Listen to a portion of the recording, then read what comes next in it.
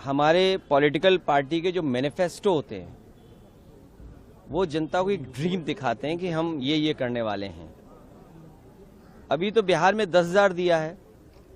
अभी बीजेपी पे बिहार की जनता का बहुत बड़ा उधार है। विपक्ष कभी ड्रामा नहीं करता।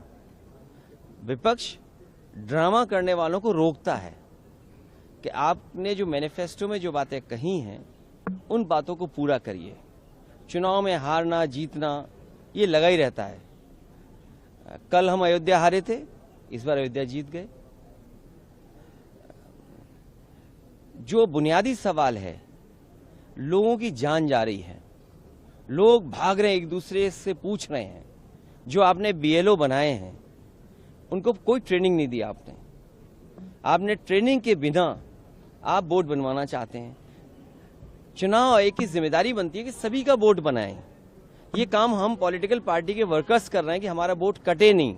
सोचिए कितना विरोधाभास है कि हम पॉलिटिकल पार्टी के लोग प्रयास कर रहे हैं कि हमारा वोट न कटे, काटा न जाए, क्योंकि बीजेपी का हर काम, हर फैसला चुनाव आयोग के माध्यम से ये है कि इनका वोट काटा जाए। हम अपना वोट बचाने के लिए लड़ाई लड़ रहे हैं। ये रिवीजन किस बात के लिए हो रहा है? रिवीजन इसलिए हो रहा है कि बीजेपी की कैसे मदद की जाए, क्योंकि जो लोग हार गए चुनाव में वो रास्ता ढूंढ रहे हैं कि चुनाव को कैसे जीता जाए। इनके पास रिसोर्सेज हैं और रिसोर्सेज इतनी हैं कि इन्होंने बड़ी बड़ी आईटी कंपनी हायर की हुई हैं।